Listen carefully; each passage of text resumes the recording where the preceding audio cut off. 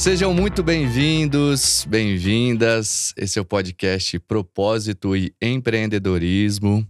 Meu nome é Anderson Rodrigues, eu sou fundador da Vida Veg, o maior laticínio vegano do país.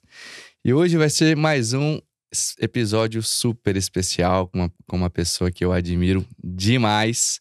Um empreendedor com propósito genuíno, um cara revolucionário, um engenheiro de alimentos anormal, como ele mesmo diz. E nós estamos no mesmo mercado, aí, o mercado plant-based, de alimentos à base de plantas. E eu falo, e ele também fala que a próxima revolução é no prato. E nós estamos participando disso. E vou deixar para ele se apresentar com mais detalhes, né? Acho que ninguém melhor que ele para se apresentar e inspirar com a sua história empreendedora, com propósito. Gratidão, meu irmão Fernando Santana. Obrigado, Anderson. Um Valeu. cara do Charco, também esqueci de falar, um cara do Charco, sul de Minas. Essa camiseta aqui, ó, mostra aqui Mata Atlântica, em homenagem a ele, que é um defensor do meio ambiente do planeta. Então vim em sua homenagem com essa camiseta e vamos junto. Muito obrigado. Isso que é começar uma segunda-feira bem, né? Começar uma semana muito auspiciosa, eu diria, com essa energia tua, Anderson. Feliz da vida de estar aqui, honrado, né? Nós que somos conterrâneos. Esse não é um podcast de primos e primas, né? Mas é um Pode ser, às vezes a gente não sabe. De pessoas que se reúnem e a gente tem uma história ancestral aí em comum. Um grande pequeno município de Minas Gerais chamado Venceslau Braz. Bicas do Meio, né? Uau! Sim. Rap. Pros íntimos.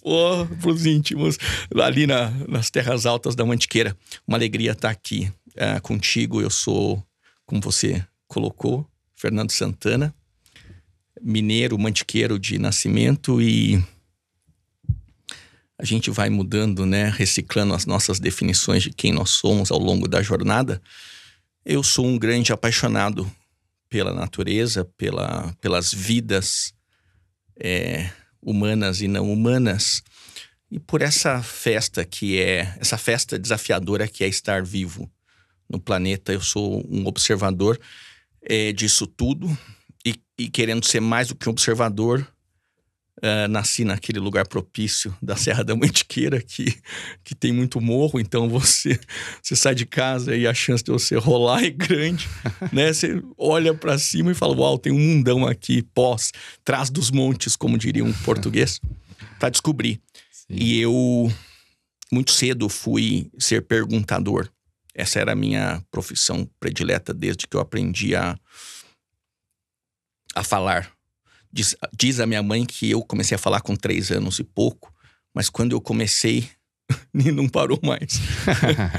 E eu fazia muita pergunta. Minha família tinha uma maneira, digamos, mais rústica. Os mineiros dizem mais simplória de responder e eu não ficava confortável com aquilo. Então eu fui tratar de aprender, né? Observar, aprender, perguntar e ler, que era o caminho natural. Isso me tirou da rota clássica de um mineiro que nasce na roça. E eu tenho bastante orgulho de todos os mineiros que nascem na roça, mas a minha história é um pouco diferente porque eu entendi que eu deveria fugir daquela rota clássica que você sabe qual é, que é ser mais um ali na lida. Eu falei, opa, eu adoro isso aqui, mas eu quero responder essas perguntas. E sigo tratando de respondê-las até hoje. Não respondi todos ainda, não.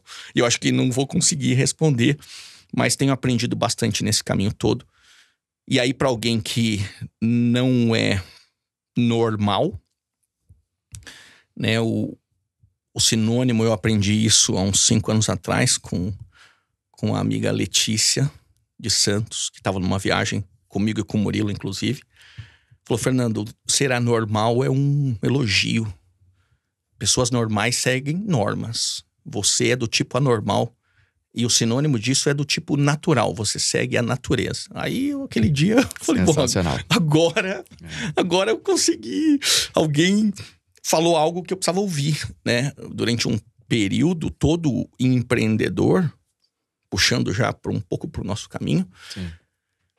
todo empreendedor, ele carrega este peso de não ser normal. As regras parece que algumas vezes não servem.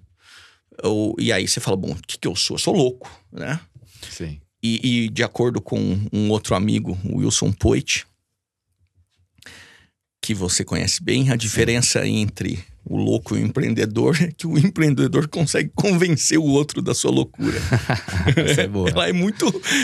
eles andam ali juntos, né? E o louco, algumas vezes, depois que consegue convencer, vira empreendedor. A maioria deles, né? Essa é boa.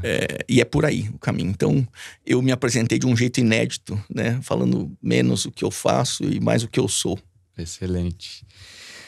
Você me disse antes aqui que você saiu lá do sul de Minas aos 18, 19 anos e foi para Campinas. Acredito que foi fazer Unicamp, né?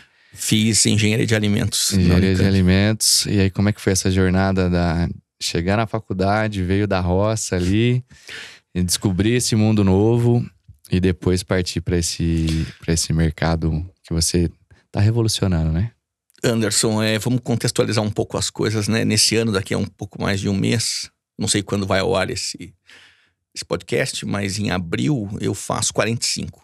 Então eu me sinto muito jovem, mas eu tô... se eu viver mais 45, eu vou encerrar o ciclo com 90. Então eu tô na metade do rolê. Boa. Eu passo no vestibular em 1999. Foi um ano muito especial para mim.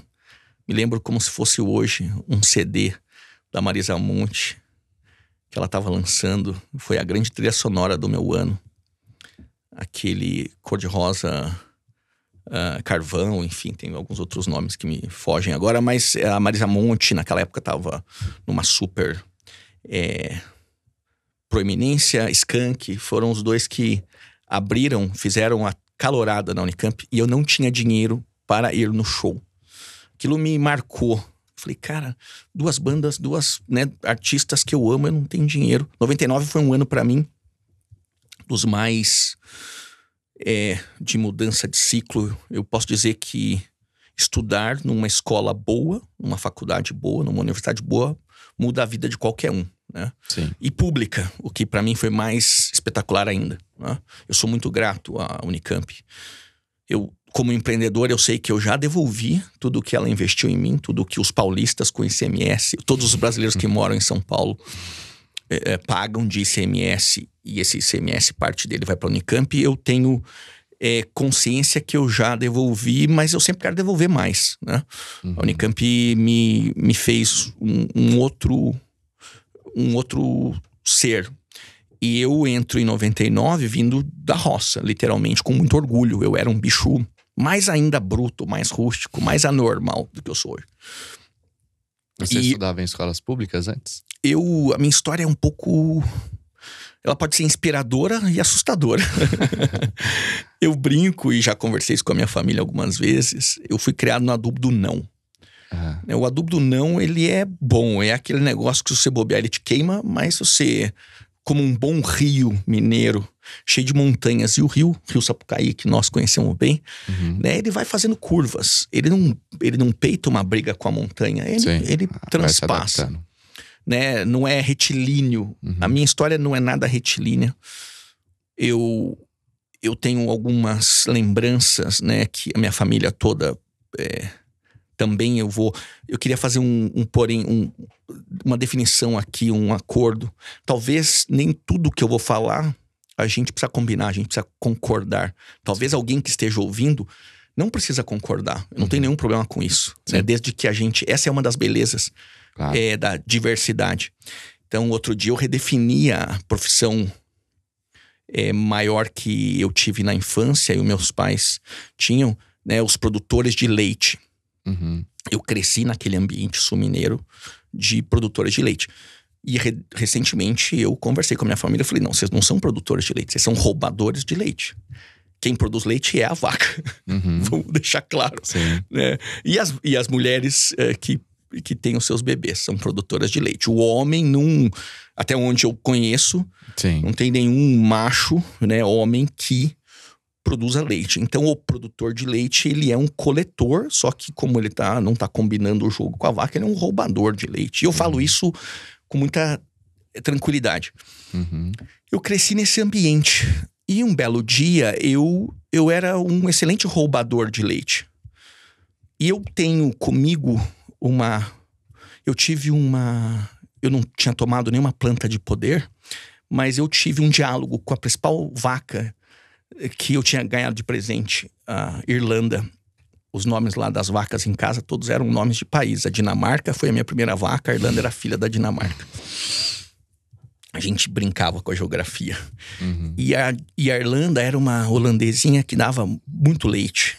E um dia ela falou assim, olha, vai estudar, seu caminho não é esse aqui. Eu tava na beira da estrada, onde o curral de casa, MG 350, e tinha lá um capim verdinho, eu tava com cabresto com ela, ela falou assim, cai fora, o seu mundo não é esse. Você tinha quantos anos? Eu tinha 14, 15. Aquele dia eu cheguei em casa e falei, a Irlanda falou comigo. Eu sou muito grato a essa vaca. Ela também deve ser grata a mim, eu acho hoje, de onde ela estiver. Sim, claro. Mas eu não sei se de fato rolou um diálogo, mas ela me transmitiu essa mensagem. E daquele dia em diante eu falei, bom, eu vou romper com um padrão aqui na minha família, que é, eu vou buscar o meu mundo. Eu sou um rio, todos nós somos rio, né? É importante ter a consciência que nós somos alguma coisa, né? Todos nós somos energia. A gente flui para algum lado. Quando a gente não é consciente disso, nós estamos meio rodando no planeta sem saber muito. E daí vem o que você chama de propósito. Perfeito. Né? Eu chamo propósito quando eu tento pensar sobre isso. Propósito é o GPS da vida. Exatamente. Né? Senão você roda sem rota. O propósito é... E tem muita gente... A gente quando vai viajar, você não vai sem rota. Você pode ir sem um plano dos mais acurados, mas você vai com algum plano. Viver sem propósito é viver sem GPS. Você não sabe muito bem para onde você está indo. E por que você está indo. Né? Então eu comecei aquilo tudo começou a mexer comigo na infância. Nessa infância que a gente já tem condição de se expressar, de se defender, né? Não na primeira infância. Eu fui muito feliz, eu sempre fui muito feliz, mas na primeira infância eu fui sempre muito feliz. Eu aprendi a nadar em rio, né? Na boia do caminhão tinha competição, o rio era limpo e tal. A vida na roça quando você não morre, ela é muito boa. Porque, né, o risco de morrer é maior do que viver enclausurado. É uma vida mais natural, eu diria, mais outdoor do que indoor. E isso tudo foi combustível para que eu questionasse mais coisas. Fui trabalhar muito cedo. A minha família não tinha condições de bancar. Então eu estudei em escola de roça. Da primeira, eu entrei no que hoje é dito... Mudou, né, alguma coisa, o segundo ano, mas era para nós a primeira série. Sim. Eu não fiz nem pré, nem jardim, nem nada disso. Ensino fundamental, né? Cheguei lá na escola da roça, José Carlos Ribeiro Fortes, uma escola na Água Limpa, no bairro onde eu nasci, onde a minha família ainda mora. E naquela escola que tinha 2 salas, né, e tinham 4 classes. Então a professora dava aula para 2 classes. Ela fazia um somebody love lá que ela conseguia dar aula para primeira e segunda, ou primeira e terceira, segunda e quarto. E foi nesse jeito que eu fiz de primeira a 4ª série. Na 5ª série eu fui para cidade grande, chamada Itajubá, onde eu nasci. Boa. Eu também. Aí, você vê que coisa. 2 itajubenses. Itajubá é uma cidade interessante. E eu estudei numa escola onde meu pai também tinha estudado, escola João 23. Dona Giselda era a diretora, uma mulher fantástica, tenho um grande carinho por ela. E por outras pessoas ali foi onde eu falei, uau, e agora o que eu faço da vida? Né? Aqui a coisa tá mais séria. E aí de 5ª a 8ª série eu estudei lá, e nessa época é onde a gente é muito influenciado por amigos, né? Eu não fazia educação física porque o horário do ônibus não dava certo e tal, aquilo... De novo, eu fui criado no adubo do não. Não pode fazer isso, não pode fazer aquilo. E, turma, aqui, como eu acho que o propósito desse podcast é realmente inspirar. Outro dia tem uma fala do Djokovic, ele tinha ganhado dos N Grand Slam que ele ganhou. Eu acho que foi um dos últimos. Ele disse o seguinte: não deixe de sonhar, independente do que você sonhe. independente dos nãos que você ouve, né? A gente nasce, todo mundo, todos os seres humanos nascem com Deus dentro, com um gênio dentro da gente, que é a eudaimonia. É só olhar pra dentro. Esse é o difícil, mas é só olhar pra dentro e deixar o negócio fluir. Independente se vão te chamar de louco ou se não vão te chamar de louco. É o que você, Anderson, aprendeu a fazer, é o que eu aprendi. A vida não vem com um manual de instruções, né? Essas leituras de autoconhecimento, de alguma forma, são um manual de instruções. E aí, quando a gente começa a se abrir para isso, a gente começa a entender essa tal dessa eudaimonia, esse gênio que tem dentro da gente. E aquilo, de alguma forma, a Mantiqueira me privilegiou isso. Opa, eu sei que tem alguma coisa aqui que eu preciso deixar acontecer. Então, ao longo dos anos, eu ouvia as pessoas, mas falava assim, eu sou diferente, tá tudo bem. Eu não sou... Ninguém é igual a ninguém, né? Nós temos os mesmos direitos, mas alguns têm mais direitos que outros. E eu não... Outros têm menos, mas eu tenho que deixar fluir. Como um rio, né? A água do rio, algumas vezes ela vai mais rápido, outras vezes ela vai mais devagar, mas ela vai. Não tem curva de rio que a água é parada. Pode parecer parada, mas tudo está em movimento o tempo todo. E vão ter muitas pedras no caminho e ela vai contornando e vai. E a água vai. Então eu sou rio. Eu sou água no rio, eu não sei. Mas esse fluxo, né? Essa coisa meio caótica que é entrópica, vamos chamar assim. Essa coisa de fluidez. Né? Nós estamos fluindo. Para algum lugar nós estamos indo. Né? Nós estamos aqui parados, nós não estamos parados. A gente está pelo menos a 1.600 km por hora. Porque a Terra está girando rápido. Então, eu sempre tive esse pensamento, né? Pô, o que tem depois da Mantiqueira? O que tem... Eu queria ver o mundo além da Mantiqueira e aquilo me instigava.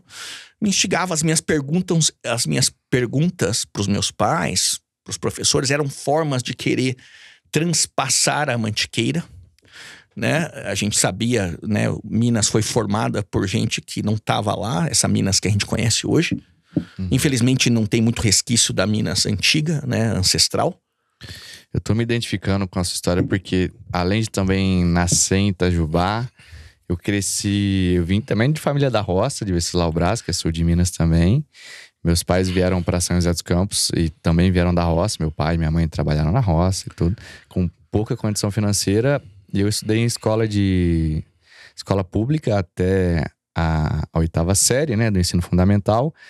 E até então eu ia fazer Senai. Meu pai trabalhou 30 anos na GM, metalúrgico, foi para São José dos Campos, chão de fábrica. Falei, cara, eu vou fazer Senai aqui, boa, né? Nem não sabia que existia faculdade. E aos 15 anos eu vi um anúncio numa revista de um projeto social da Embraer, que chama Colégio Engenheiro Juarez Vanderlei, que é um colégio de ensino médio, onde só entram alunos de baixa renda e escola pública. E aí eu fiz essa prova, passei e chegou lá, caramba, era outro mundo, era uma estrutura física de primeiro mundo, eram professores de alto nível, e eles davam, tipo, transporte, material didático, café da manhã, almoço, café da tarde, ficava o dia inteiro só estudando, eles pagando tudo, a Embraer, com um projeto social, eram 600 alunos, ainda tem, eu vou lá dar uma palestra sexta-feira agora. Uau! E ali que eu descobri esse outro mundo após a montanha, que eu vim depois para Lavras para estudar. Você vai se emocionar, então, com o que eu vou dizer, porque engraçado, né? Eu nem sabia que eu vinha, sei lá, 2 semanas, quando você me convidou. Mas a gente tem que, como você escreveu um livro, é importante que cada ser humano trate de olhar para trás na sua história, né? Sim. E eu fui me lembrar de um fato que nos conecta muito. Quando eu tô lá no final da 8ª série, no João 23, eu tenho uma amizade com... Meu melhor amigo era chamado Baixinho, o Antônio Carlos. O Antônio Carlos disse pra mim o seguinte: Fernando, eu não estudarei, eu não farei colegial. Eu vou fazer colégio técnico, colégio de Itajubá. Sim. Vou fazer eletrônica. E eu li aquela revista Mad. E eu falo, nossa, eu também quero fazer isso aí. A gente Maria vai com as outras em alguma época da vida, né? Eu falei, eu também vou fazer esse negócio aí. Só que quando eu olho, o colégio de Itajubá é um colégio particular. Tem mensalidade. E eu cheguei lá em casa, eu não precisei nem conversar. Meu pai falou, tá louco? Né? Isso aí é colégio particular. Só que eu sou inconformado, né? Eu falei, tá bom, a dúvida não. Pego um cavalo e vou a Venceslau Braz. Onde eu cresci, era divisa de municípios, Itajubá, Delfim e Venceslau. Felizmente, meu pai tem pouca terra, mas tinha terra nos 3 municípios. Então eu falei, cara, tem alguma coisa que comprove que a gente é de Venceslau? Tem, tá aqui, ó, o ITR, sei lá o que era. Uhum. Eu pego um cavalo, vou em Venceslau, que é uma cidade de primeira, né? Se passar de segunda, ninguém percebe. E bato na porta do prefeito Joaquim Rodrigues Ferreira. Deve ser seu parente, possivelmente. Já faleceu, inclusive. Levei o meu boletim, todos os boletins meus, da primeira até a 8ª. Falei, senhor prefeito, sou munícipe, meu pai é o Antônio Fernando Santana, pagador de impostos aqui no município. Eu sou bom aluno e eu quero uma chance de estudar. Além do que a turma estuda, eu quero fazer esse colégio técnico. Ele olhou meu boletim e falou, eu vou te dar a bolsa, rapaz. Cara, que legal. E eu consegui bolsa. É ousadia, coragem. O não eu já tenho. O não já tem. O não já tá pronto. Eu falei, vou lá. O máximo que ele vai falar é, olha, preenche tal documento. Não, ele falou, eu vou te dar a bolsa. Gostei da sua... Gostei, você é bom aluno mesmo, vai. Incrível. Consegui bolsa, eu não sei como que eu consegui. Eu só sei que eu cheguei no Colégio Itajubá. Você é lá do turma de Venceslau, você vai ter bolsa. Boa. E no primeiro ano, muitas coisas aconteceram. Foi uma prévia do que ia acontecer na minha vida em 99. Foi o ano de 95. 95, aspas, 94. Eu vou pro colégio, me apaixono, era colégio noturno, eu com 15 anos, então a vida de um moleque de 15 anos da roça à noite, né? Agora eu sou livre, agora eu posso pegar carona com um caminhão de batata, agora eu posso fazer qualquer loucura, né? Ninguém vai ver, aquela coisa de tipo, daquela rebeldia. Felizmente eu tô aqui pra contar essa história. Fiz bastante loucura, muito jovem. Não queria esperar o ônibus das 11h40, eu queria pegar carona na rodovia, né? Loucuras que... Se o meu filho falar que vai fazer isso hoje, eu falo, ai caramba, mas eu fiz. E, aliás, eu fiz, porque o mas... Sim. O mas deixa longe, o aproxima. Eu fiz, e tô aqui pra contar. Então, eu chego no final do primeiro ano, básico, e falo assim, não é eletrônica que eu quero fazer, é química. E aquela mudança de olhar para o mundo, eu sempre gostei de ciências. Eu falei, é química, porque eu faço perguntas, por que o leite da vaca é líquido, o queijo é sólido, ninguém me responde. Eu me apaixonei pela química. E o Colégio Itajubá era um colégio famoso de química em decadência. Tanto que a minha turma foi a última e eu sequer terminei, porque eu causei um acidente no laboratório. De uma feira de ciências, eu fiz eu e um amigo fomos ajudar um pessoal que não podia participar. Estourou lá um balão de fundo chato, foi vidro pra tudo quanto é lado. Ele, fomos pro hospital e tal. Esse meu amigo perdeu, o Robinho, perdeu uma parte da visão. Eu fiquei com um caco de vidro aqui no olho. Falei, não quero mais esse negócio não. Isso aí parecia a Irlanda lá, a vaca falando comigo. Não, isso aqui não é pra mim, eu preciso fazer cursinho. Bom, cursinho também é pago, né? Então, logo pra fazer cursinho, eu falei, eu preciso arrumar emprego. Minha família não vai. Na roça, você trabalha por... Tem em inglês um termo, né? Quando você troca trabalho por acomodação na Austrália. Mas isso acontecia na Água Limpa, só que não era em inglês, era em português mesmo, né? Roupa lavada, cama, comida, trabalha aí, ô vagabundo. E era o que acontecia comigo, né? O meu pai sempre falava, e o meu pai foi um perfeito educador pra mim. Não, antes de ir pra escola, tem que tirar o leite. Você quer ir pra escola, o problema é seu. O leite não espera, tem que tirar. Beleza. Cumpria os acordos pra tudo fluir, né? Não queria arrumar rolo. E foi assim que eu tive esse apoio pra fazer o seguinte. Bom, eu vou trabalhar no laticínio Mantiqueira. Eu nasci a centenas de metros, a poucos minutos de um laticínio. No sul de Minas... Todo mundo nasce perto de um laticínio, né? Não importa se é a 10 quilômetros ou a 5. E eu cheguei lá, eu era neto do senhor Pedro Fortes. O senhor Pedro Fortes era o senhor famoso do bairro. Ah, você é neto do Pedrinho? Mas neto do Pedrinho não vai trabalhar no laticínio? Eu falei, não, eu vou. Eu sou operário, eu preciso... Eu lembro que o meu primeiro salário era R$160, não registrado. E com aquele dinheirinho, eu entrei no cursinho. Pagava tudo, ia à noite. Quando eu cheguei no cursinho, eu falei, nossa... bagulho aqui é mais embaixo. Tô entendendo nada do que essa galera. Porque eu saí no segundo ano de 4 anos do colégio técnico. Então não era exatamente o segundo colegial. Eu tava meio que no primeiro ano, no primeiro colegial e meio. Sim. E eu fui pro terceiro, no cursinho. Não era terceiro e cursinho. Eu falei, não, eu vou emplacar logo na... Terceiro ano do cursinho? Não entendi. Era o terceiro colegial, que era com cursinho, cara objetivo. Tá, ok. O famoso cara objetivo que não existe mais. Entende? A galera faz terceiro colegial e depois vai fazer cursinho. Eu falei, não, o cursinho é válido como terceiro. Eu vou provar pra vocês que eu tô no segundo. E eu provei que eu já estava no segundo. Na verdade, eu tava no primeiro e meio, porque eram 4 anos de técnico, que se equivalem a 3 de colegial. Ok. Só que em vez de falar que o terceiro colegial era o terceiro colegial, era cursinho. Pra preparar pra galera passar no vestibular. E eu cheguei lá e falei, nossa, isso aqui não vai dar pé pra mim não. Tá difícil. E aí eu não passei em nada. Tentei Viçosa, eu já sabia que eu queria alimentos. Tentei Viçosa e Unicamp. Na época, a minha primeira namorada, que se tornou depois esposa do meu primeiro casamento, era um gênio, já tinha passado no vestibular. Eu falei, nossa, eu sou burrão, eu não posso, né? Aquela coisa competitiva de tipo, eu não posso ficar pra trás dessa história. Ela já tinha RA e eu não tinha. Eu era um simples estudante de um merdinha, como eu diria. E aí aquilo me pegou, o orgulho. Eu falei, cara, quer saber? Eu vou fazer direito. Não passei em nada no primeiro vestibular que eu tentei. Não passei nem na Unicamp. Não passei nem em Viçosa. Foi um desastre. Né? Eu não sabia de muita coisa.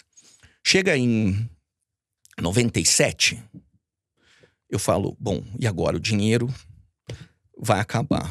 Se eu continuar trabalhando para estudar à noite, eu não vou dar conta, não tá fluindo, né? Eu dormia muito pouco, eu não tinha tempo. É aquela coisa que você fala, eu tenho que escolher alguma coisa aqui e eu vou escolher estudar. Mas como que eu vou escolher estudar? E houve um caso que lembra essa frase do Djokovic. Na minha vida, algumas coisas aconteceram. Uma vez, um tratorista, Jarbas, mandou um abraço pro Jarbas, inclusive, passou em cima de uma roça de alface que eu tinha. Destruiu o sonho da minha bicicleta. Eu chorei de raiva. Pode falar palavrão aqui? Pode. Eu xinguei ele, o meu pai, eu mandei todo mundo pra casa do baralho. Achei que eu ia apanhar nesse dia e fiquei puto, mas é aquele choro. Você já chorou, Anderson? Bastante. Eu choro muito. E aquele choro foi o choro de tipo, eu vou sair daqui. Esses caras não sabem com o que eles estão lidando. Me veio uma força, de novo o adubo do não. Né? Eu falei, vocês vão ver quem eu sou. Quando eu peço demissão do laticínio, eu tenho um tio, um abraço pro meu tio Carlos. É irmão da minha mãe também, chamou eu de burro, vagabundo e me xingou de mais nomes. Como que eu ia sair do laticínio pra estudar? Eu era burro, eu era vagabundo. Eu falei, tio, aguenta aí que eu vou te responder questão de... Não, de 1 ano. Você tá louco. Eu não vou levar isso quieto. Mas deixa que eu vou mandar a mensagem pro senhor. E ele não fez isso de maldade, ou se ele fez, na hora eu fiquei louco, mas foi tão bom ele ter feito isso, porque me deu aquele impulso. Ele jogou uma injeção de adrenalina em mim que era tudo que eu precisava. Eu falei, então tá bom. E a vida segue fazendo isso com a gente, né? Sim. Se a gente olha pra isso e fala, porra, uma pedra no caminho. A pedra é bom. Pedra é bom porque vai te fazer melhor, mais rápido. Só se ela vier na tua cabeça e te matar. A diversidade é uma oportunidade de crescimento, sempre. E é um desafio. Você chora, você não dorme, mas é do BO que vem né? Já dizia lá o poeta, o que não te mata te faz mais forte. Isso aí não é de hoje, essa frase. Isso. Então, eu chego no cursinho e conheço... O senhor já tinha falado com o prefeito de Venceslau? Eu falei, eu também posso falar com o dono do cursinho, o senhor Aristides. Senhor Aristides, eu descobri que o senhor tem uma fazenda. O meu pai tem uma lojinha de produtos veterinários e eu não tenho dinheiro. Vamos fazer algum negócio? Eu não posso pagar com dinheiro. Então eu fiz um acordo com meu pai que foi muito legal. Pai, me vende a preço de custo. Junta aí uma caixinha, Ivomec, Neguvon. Eu vou pagar... Senhor, depois eu te pago, tá? Mas eu vou levar isso aqui pro dono do cursinho. E o dono do cursinho aceitou. Boa. Cara, objetivo, uau, né? Sistema objetivo, bons professores. Eu falei, é aqui. E eu falei, bom, para eu conseguir pagar esse negócio rápido, eu tenho que fazer eu tenho que tomar mais risco. Na época tinha vestibular de meio de ano da EFEI, Não era Unifei ainda. Sei. Escola Federal de Engenharia de Itajubá. Eu falei, eu tenho que provar pros caras que eu sou bom, porque senão a minha mamata vai acabar, eles vão descobrir que eu não sou. Uhum. Então eu ponho lá, vou prestar vestibular em julho. Eu tinha entrado no cursinho em abril. Uhum. Né, a minha segunda tentativa, 96, foi um desastre. Não conta, eu fiz o terceiro colegial. Ou a parte boa foi isso, cara. Tenho o terceiro colegial, né? Tenho o segundo grau completo. Consegui aqui mostrar que o meu segundo técnico lá equivalia, deu tudo certo. Então eu vou pro vestibular, que era um vestibular considerado relativamente difícil, e passo em engenharia mecânica.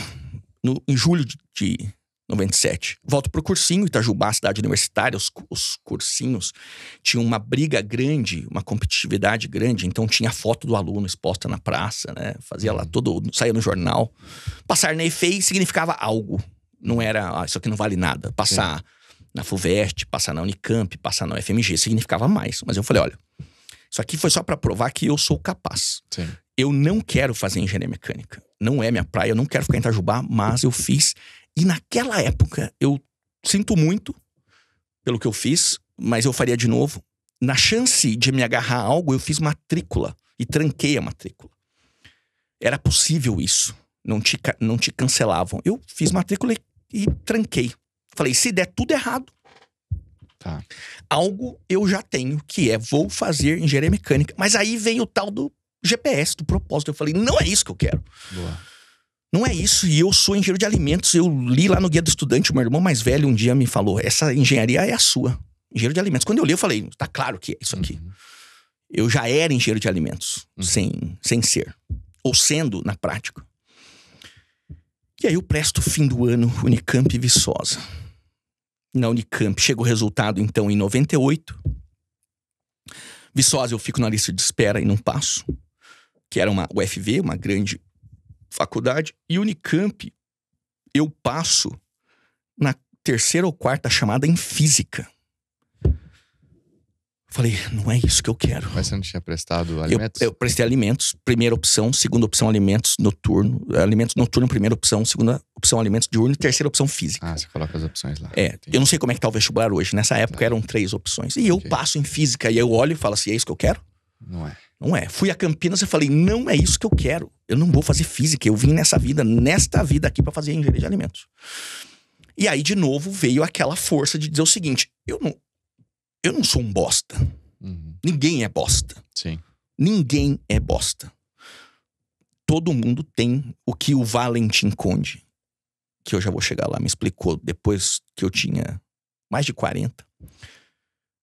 Todo mundo tem essa eudaimonia dentro. Esse gênio, ele tá ali, é só você desbloquear. Quando você deixa o seu coração fluir, você tá ajudando a eudaimonia, a você encontrar o propósito. Quando você deixa o cérebro, você não tá ajudando. Sim. É mais difícil ter coisas com propósito quando você é muito racional. Perfeito. E o mundo ensina hoje a ser mais racional. Isso é um problema grave, a gente tá vendo onde isso está levando. Muito. Eu sempre fui muito mais coração. Ah, mas você tem que ser racional, porque a vida vai te bater. Não, mas deixa eu ser o que eu sou. Eu gosto de ser coração. Né? O coração... E hoje, eu falo isso pra todos. Pros mais velhos, pros mais jovens, pros que não acham que isso seja verdade. Seja mais coração. Bob Marley já dizia, love is the answer. E love vem do coração, não vem do cérebro. O cérebro ele é um operário do coração. E por muito tempo, e talvez muita gente aqui não irá concordar comigo, tá tudo bem. Cada um na sua jornada e no seu tempo. O cérebro é que manda e o coração é que tem que mandar. Eu sou da tribo do coração, ok? Você também, Anderson. Eu me considero uma pessoa que era muito racional, metódico, e eu tenho aprendido muito a ir para esse lado do emocional, da intuição, que é ouvir o coração. Isso é ser humano. E isso é natural. Isso é natural. E isso tem me trazido muitos benefícios na vida, de ouvir o coração, fechar o olho, intuição. E você falou de propósito, eu quero aproveitar e te dar um presente aqui, que é esse livro que eu lancei ontem aqui em São Paulo, Negócios com Propósito, Impacto e Lucro Lado a Lado. E eu tenho um capítulo só dedicado a propósito de vida. E eu falo que o propósito é um processo de descoberta. Você já nasce com ele. Deus colocou uma missão para você quando você nasceu. Eu considero isso. Eu tenho uma missão de vida. O meu é salvar animais através do empreendedorismo. E você já nasce com isso. Então você tem que tirar as cobertas que não deixam você enxergar esse propósito, que é a sociedade, que é a família, que as leis, as regras. Então o propósito é um processo de descoberta e eu tenho uma metodologia, que é o método SEA, MAR em inglês, SEA, que são as iniciais de servir. Então eu falo para as pessoas, faça 3 listas. Como você pode servir ao mundo. O E é de encantar. O que você faz que você encanta outras pessoas fazendo, que você tem talento para fazer, que você é reconhecido. E o A de amar. O que você faz que você ama fazer, que você tem prazer naquilo, que você curte a jornada. Não necessariamente vai ser gostoso todo dia, mas você está sentindo prazer ali no seu processo. Então, presente para você. Que honra. Pô, e espero obrigado. Que você aproveite. E além de propósito, eu falo de empreendedorismo, que é abrir uma empresa do zero e fazer ela crescer para causar impacto social e ambiental, que não tem espaço mais para empresas que só visam lucro. O lucro é importante para a sustentabilidade da empresa e para potencializar o propósito. Mas a gente tem que mudar esse mindset, já estamos mudando para empresas que causam impacto.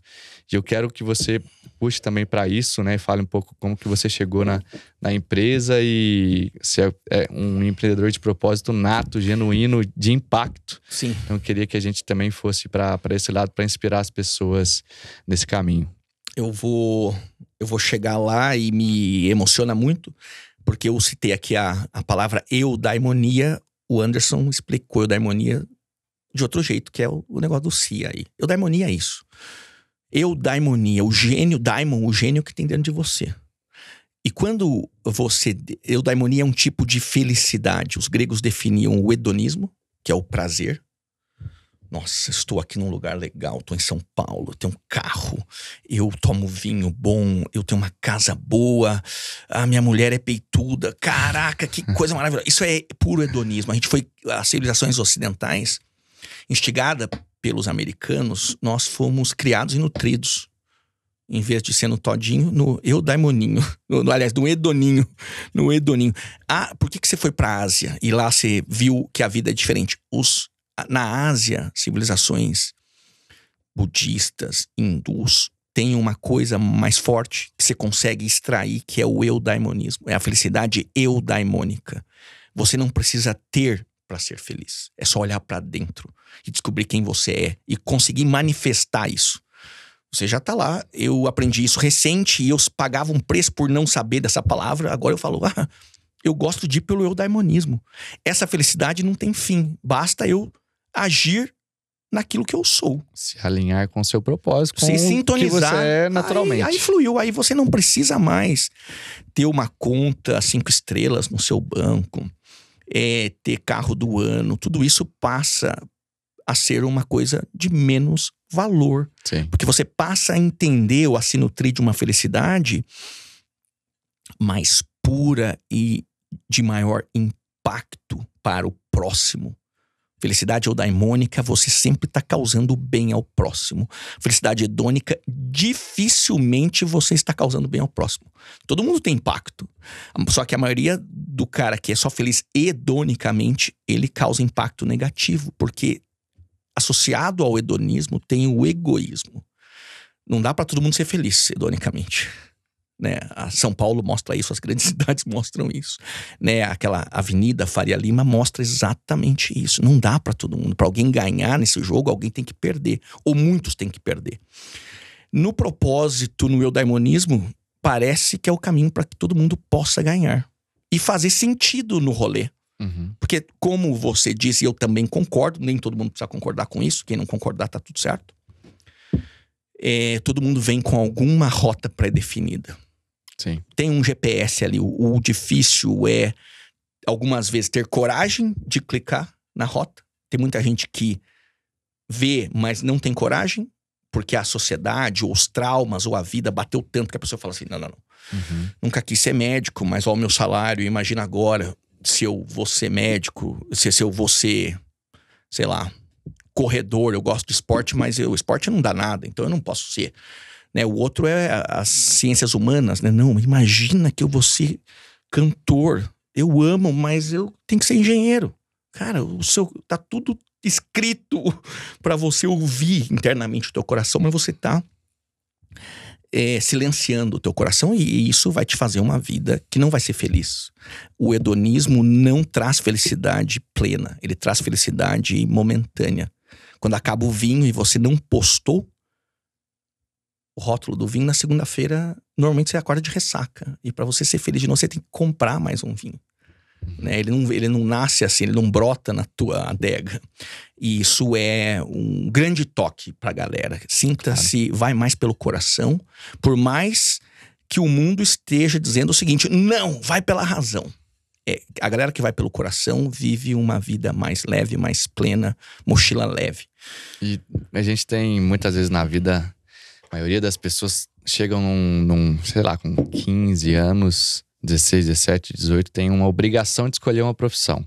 E ela vai e pensa assim: o que eu posso fazer que eu vou ganhar dinheiro, ou o que eu quero fazer que eu vou me sentir bem, que eu vou ser feliz fazendo.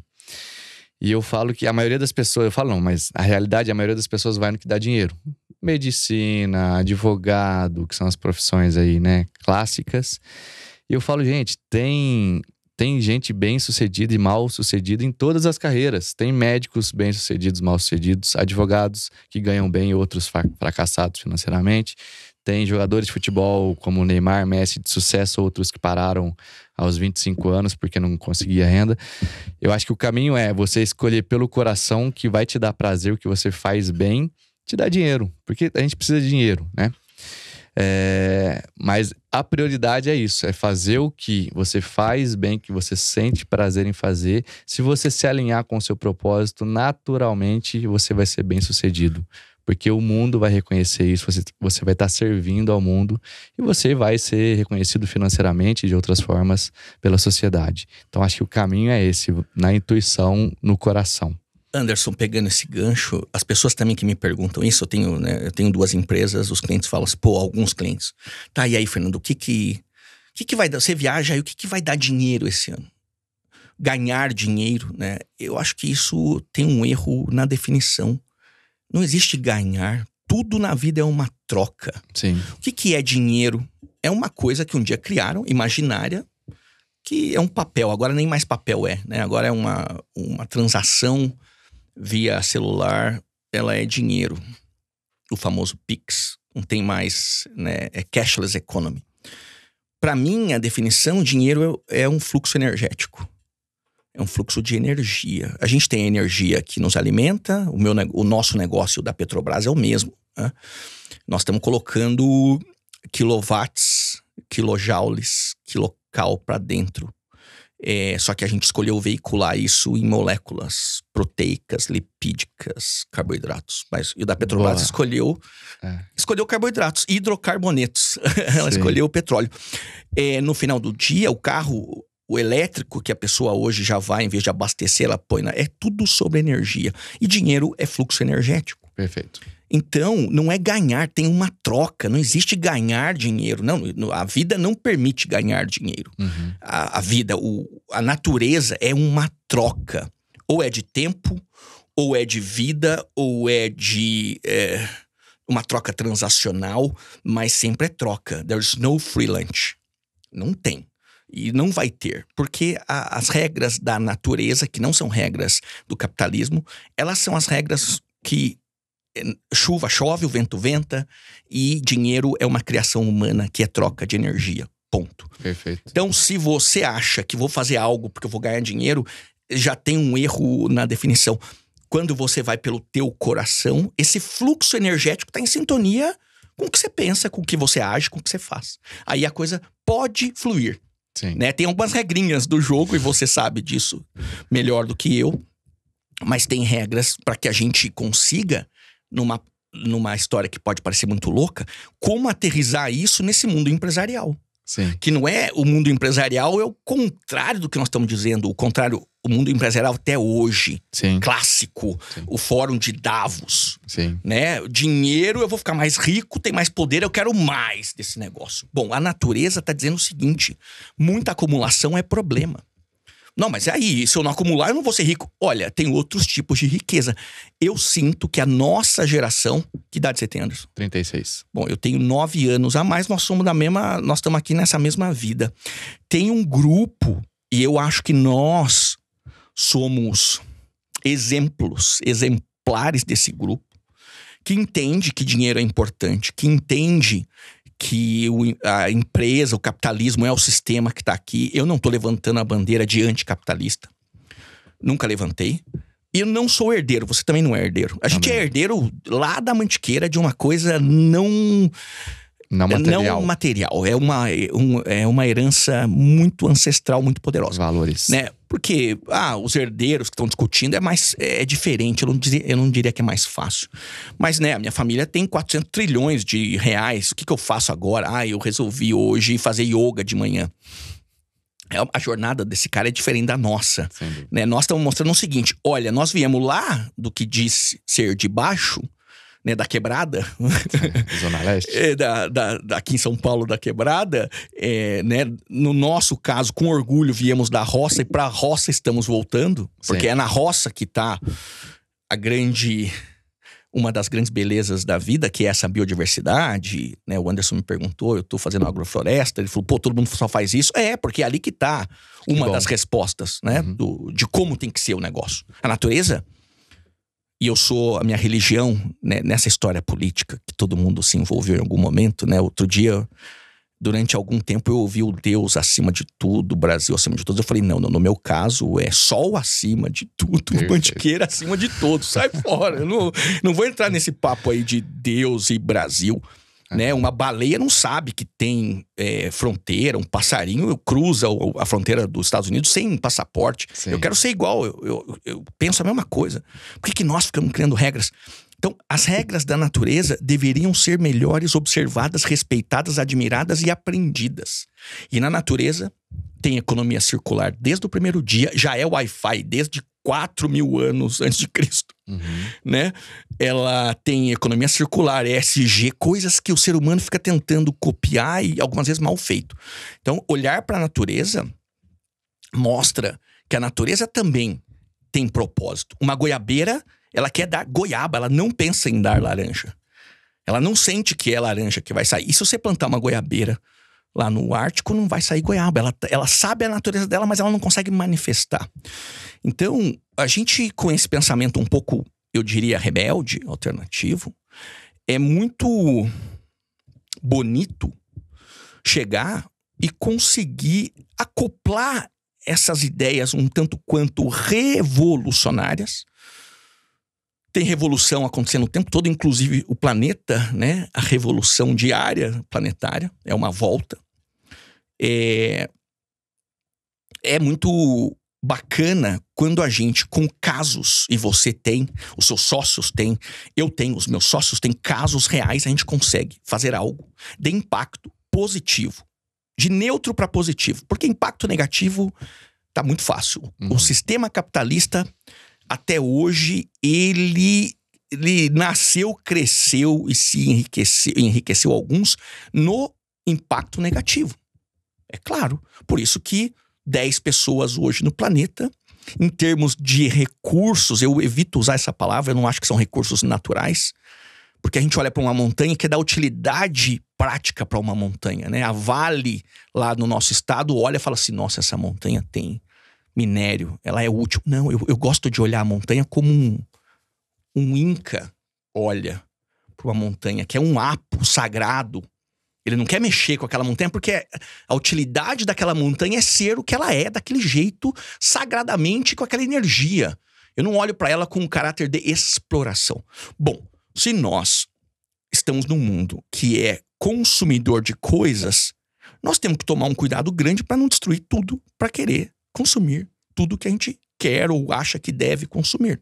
Perfeito. Aí entra o nosso rolê.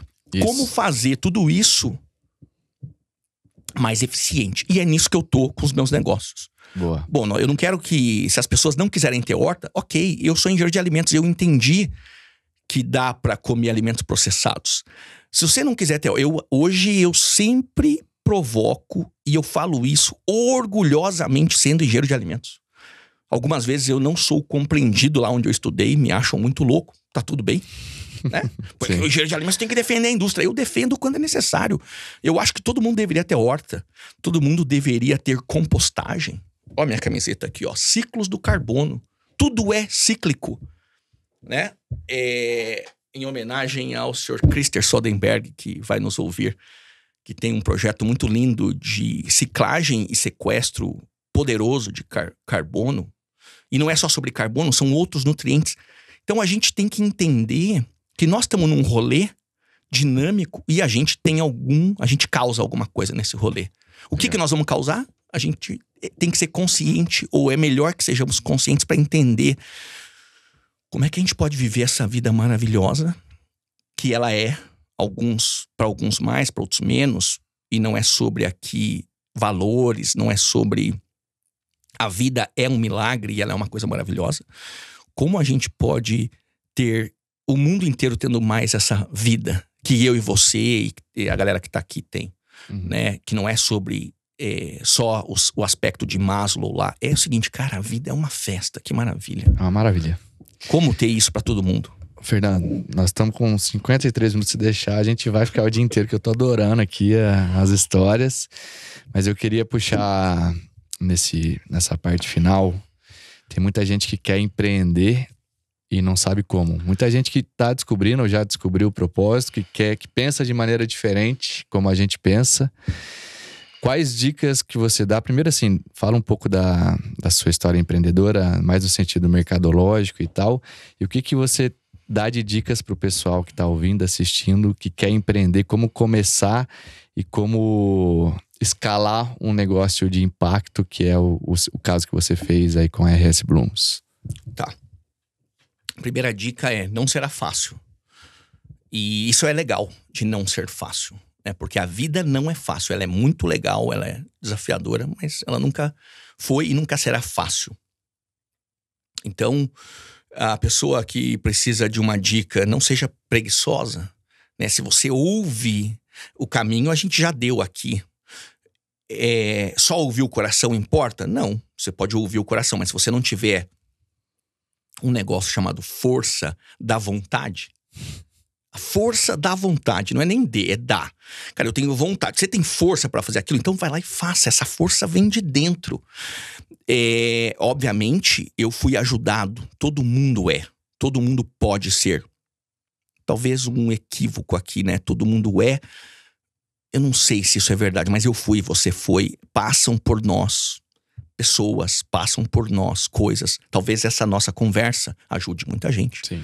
Se ajudar uma pessoa, tá válida, né? Se ajudar uma pessoa a falar, cara, esse cara me encorajou com a história, o Anderson me encorajou com a história dele, né? Nós não estamos aqui, eu não viria num podcast de como ganhar milhões, como ficar rico. Nesse eu não quero ir. Eu quero ir nesse podcast que é como tirar essa energia de dentro e fazer acontecer. Todo mundo tem isso? Não. Se a gente está dizendo que cada um veio no planeta com um GPS, com uma rota, pode ser que a gente chegue nos mesmos lugares, mas por caminhos diferentes. Pode ser que a gente não chegue nos mesmos lugares. Né? 8 bilhões de pessoas não tem um lugar só. Tem, né? O mundo tá aí. A galáxia tá aí para ser desbravada por essa raça experimentalista que é o ser humano. Mas eu diria que se você sente um chamado de fazer algo, normalmente a primeira coisa que você fala é: nossa senhora, eu sou louco. Porque eu não quero ter um emprego, eu quero fazer isso. Se isso é forte, vai lá e tenta. Quanto mais cedo, melhor. Mas também não tem prazo de validade. Né? Vai buscar ser feliz sentindo e ouvindo o teu coração. E o mais difícil hoje, que já foi no passado, eu acho que hoje tá menos. O mundo tem uma série de gerações de conteúdo que não existiam antes. Então, para mim, o importante é separar o joio do trigo. É ouvir um podcast desse e falar assim, legal, eu tô vendo exemplos ali que parecem que são táteis, que são, não é, eu não vou citar nomes aqui, mas não é aquele exemplo do cara que diz que voa de helicóptero, que anda de avião, que para tudo e faz tudo, não é? Nós não somos gênios. Nós não somos gênios, Anderson. Nós somos pessoas não normais, mas pessoas comuns. Todo mundo tem essa habilidade. Agora, a pessoa pode querer exercer esse empreendedorismo sendo um profissional liberal, sendo empregado de alguma outra coisa, encontrando um lugar que ela se sinta acolhida e ela sente que ela soma. Pra mim tem isso também, né? Olha, você tá num lugar que te permite manifestar. Pensa na goiabeira. A goiabeira, a natureza dela é produzir goiaba. Ela já entendeu isso. Se você não entendeu ainda qual é a sua natureza, a primeira coisa é busque saber qual é a sua natureza. Independente de qual seja. É nela que tá o plano da tua vida. A segunda coisa é conseguir executar esse plano. Bom, eu já entendi que o meu tataravô roubava leite, o meu bisavô roubava leite, o meu avô roubava leite, o meu pai roubava leite e eu tô roubando leite. Pô, eu não quero isso aqui não. Papai, eu preciso mudar. E aí, o que eu fui ouvir? As respostas, elas não vêm num escrito, elas podem vir num sonho, sei lá. Pra mim, foi a vaca falando comigo. Você tá ouvindo internamente, e aí tem o nosso amigo Murilo, que é um grande ensinador. Pra mim, ele é uma das figuras mais geniais, porque ele faz isso sem cobrar. Ele ensina como a pessoa tem que ouvir essa coisa do pacotinho lá. Ó, tem um negócio ali dentro, ele tá esperando você abrir. Tem pessoas que passam a vida, não abrem um pacote. Murilo Gun, pra quem não... A gente falou Murilo, às vezes a pessoa não tá ligando. Murilo Gun, nosso grande amigo em comum aqui. Tem um podcast com ele. O primeiro episódio do meu podcast foi com ele. Então procure aí que vale muito a pena ver. Como eu posso ouvir esse negócio? Eu nunca... Das pessoas que eu conheço, eu nunca ouvi alguém que abre o pacote e tá vazio, tá? Ó, no meu não veio nada. Não peguei na fila aí de Deus, não me entregaram. O meu pacote era uma pegadinha. Não conheço, tá? O segundo desafio tenho esse pacote, consegui lá, né? E aí, eu não vou ensinar aqui como você, porque eu também não sei, cada um tem um processo. Mas o segundo, e aí eu acho que é o meu toque, se você sabe... Cara, essa é a sua vida. Não vai adiantar você trocar de time, mudar de cidade, trocar de relacionamento, falar outra língua. Não, aquele negócio vai ficar pro resto da tua vida em ti, nesta vida. Então, trate de adaptá-lo à tua jornada. Foi assim que um belo dia eu pedi demissão. Porque eu falava assim, não, eu tenho coragem. O que é coragem, Anderson? O que é coragem? Coragem é você imaginar, cara, e se eu fizer isso aqui? Mas aí vai vir muitos barulhos na cabeça. Se eu fizer isso aqui, minha família vai contra, meus amigos vai contra, tem o risco de eu não ganhar dinheiro, né? Que a maioria das pessoas pensam. Tem, enfim, várias coisas contrárias, mas você quer fazer aquilo. Coragem é você ignorar essas coisas contrárias em prol de você viver aquele propósito natural que é seu. O português, eu não sei se todas as línguas dão esta de bandeira isso, entregam de presente. Coragem coragem, ação do coração. Se a pessoa corajosa, ela é a pessoa que age pelo coração. Algumas vezes ela morre por isso, né? O brigão corajoso, a gente tem que no mundo atual saber dominar esse monstro que cada um tem. Mas a coragem é isso que você acabou de falar. E a coragem, na sua definição, é ação do coração. Então, tenha coragem, porque é daí, tendo coragem, o medo ele é muito bom para dizer o que não fazer, mas é através da força da coragem, força da vontade, que você fala assim, eu sei a rota. Me disseram, eu olhei a minha caixinha, tá dizendo que é para ir chegar em Manaus. Cara, putz, quando eu vou, como é que eu vou? Se eu vou pedir ajuda pra alguém, mas eu tô dizendo, tá aqui claro que eu tenho que ir pra Manaus. Então vá pra Manaus. É um exemplo, tá? Sim. Geográfico.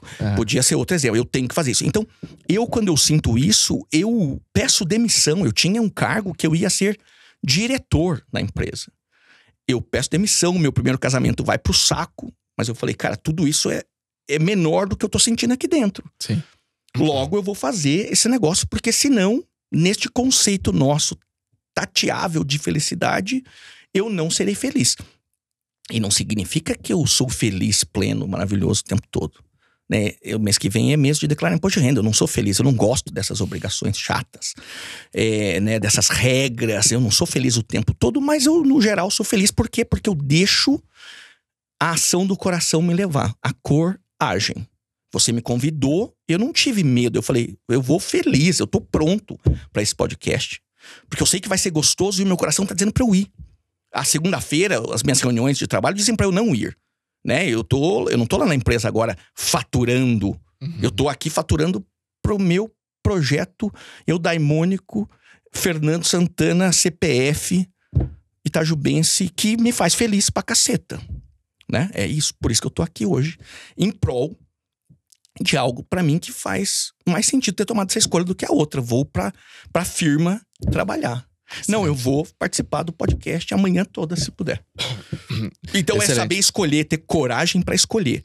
E o mundo muitas vezes te deixa aflito e com medo, porque lógico, eu não sou aqui da teoria da conspiração, mas Anderson, o que acontece com as pessoas que não são corajosas? Alguém toca a vida delas por elas. Ponto. Final.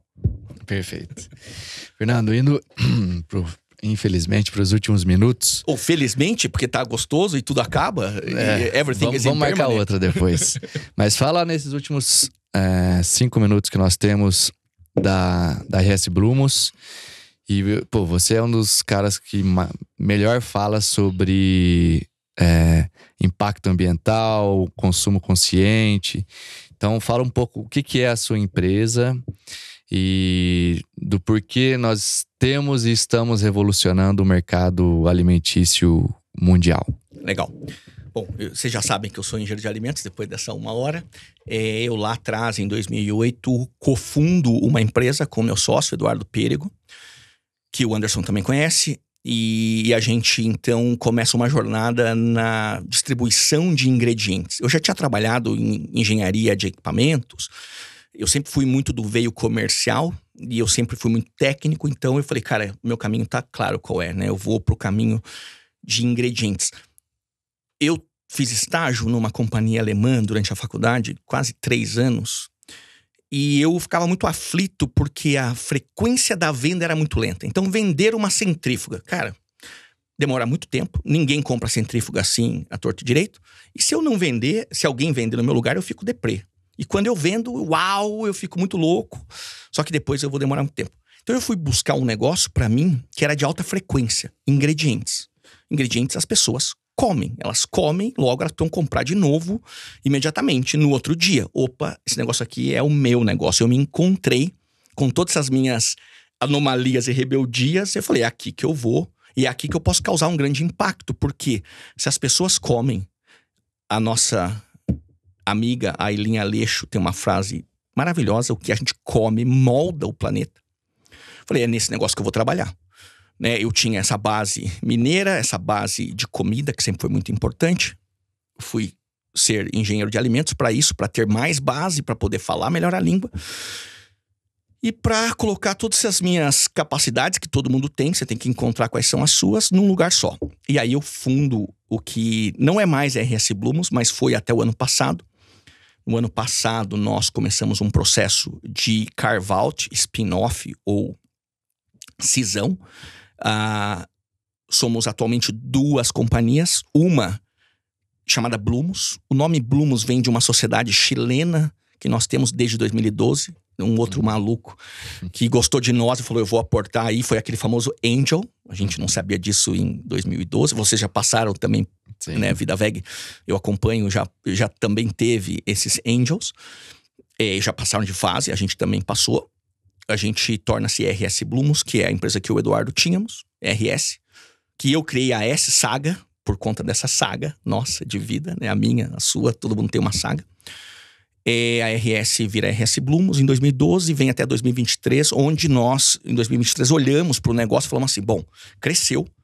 Essa coisa aqui tem várias operações, uma delas é a joalheria de ingredientes, a curadoria, que eu sou um dos líderes dessa curadoria, de olhar o mundo inteiro e ver o que se adequa, o que faz sentido, o que tem impacto, não só na boca, mas da boca para trás, né? A gente não pode só pensar no consumidor. Isso é um erro que todo mundo... eu tenho que... Não, peraí, olha para trás também. Como é que você pode fazer o mundo melhor se você quer ficar numa monotonia? Se uma fábrica...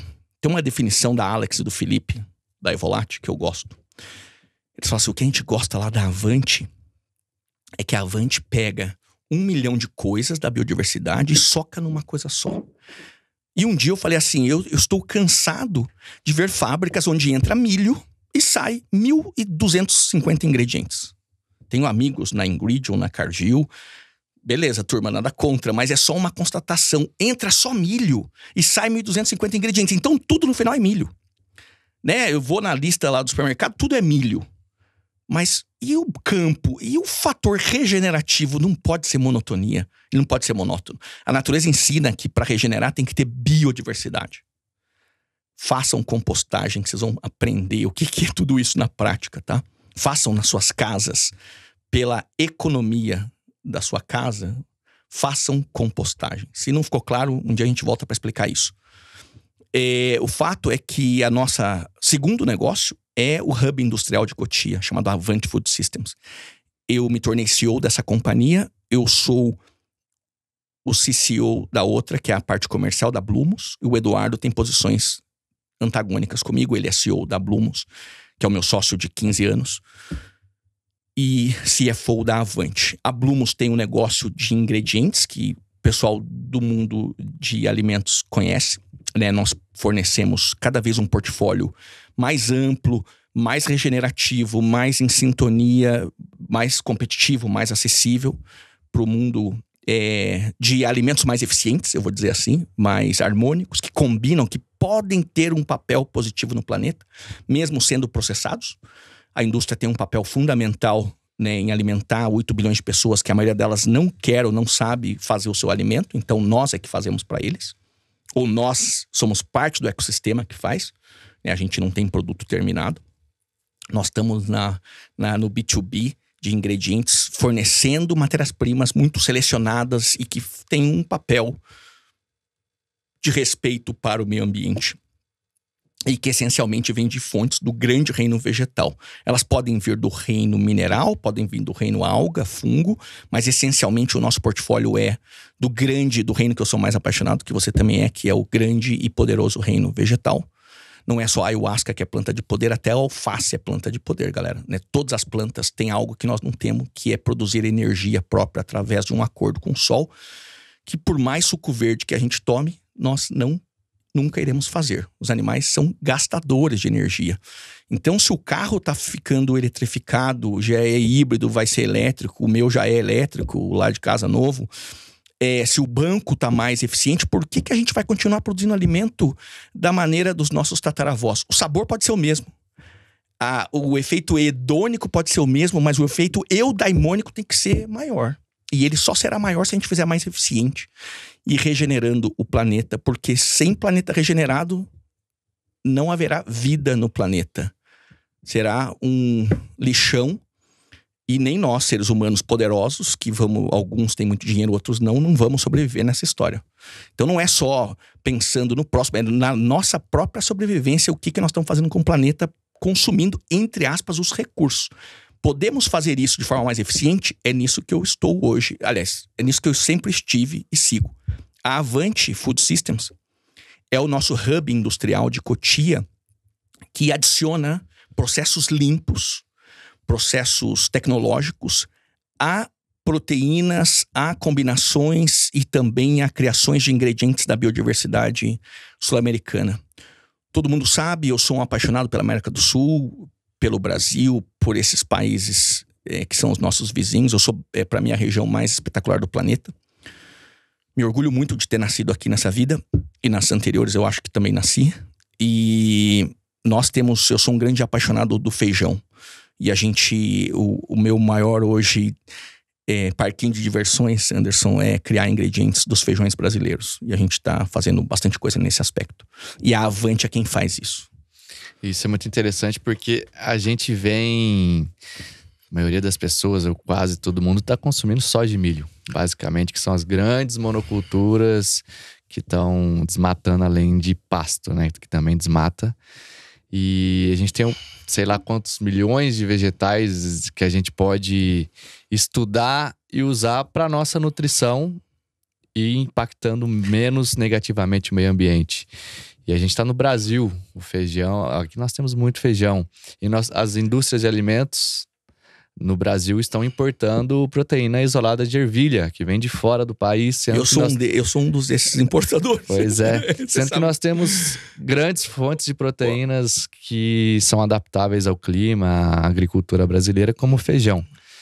Então é muito importante isso, né? A gente conseguir explorar de forma sustentável os ingredientes que a nossa flora brasileira proporciona, e o feijão é um ator principal nessa novela.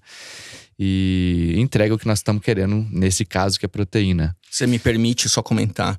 Eu sou favorável, tá, a soja e milho, porque qualquer consumo de origem vegetal é mais eficiente do que qualquer consumo de origem animal. Eu sou muito fã da soja e milho, e esses são os primos mais velhos ou irmãos mais velhos das outras culturas. Sim. Então eu sempre penso soja com algo mais, milho com algo mais. E os feijões não é um feijão, né? O Anderson comentou bem. O Brasil, muito antes da invasão europeia, é um lugar que tem feijão na sua história, na sua essência, e feijões diversos. E nós somos um grande celeiro, feijoeiro. Viva os feijões. Então dá pra somar, dá pra combinar fontes de leguminosas e pulses and beans. E o grande problema não é a soja e o milho em si.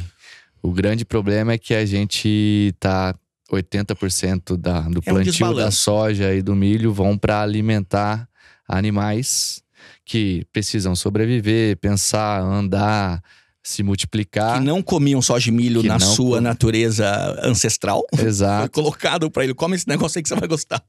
E aí eles confinados precisam comer ração, soja e milho, e gastam de 1 a 99% do que consumiram para entregar de 1 a 10% para o ser humano em forma de alimento. Então, uma cadeia totalmente ineficiente que está desmatando para pasto e plantar soja e milho, que está usando muita água e está emitindo muito gás de efeito estufa. E a gente está aqui para levar informação e para mudar isso. E está causando muita doença, certo? A gente teve agora uma recente que todo mundo fez MBA de Covid.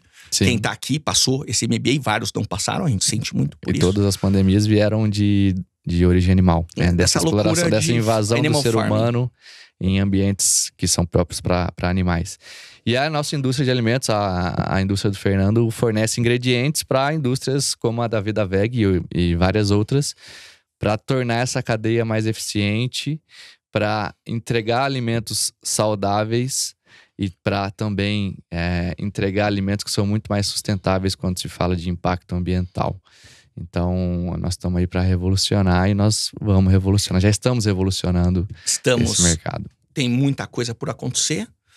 O mundo vai evoluindo, sempre evoluiu, né? Ele sempre mudou desde que a vida existe. O planeta nunca foi o mesmo todo dia ele mudou.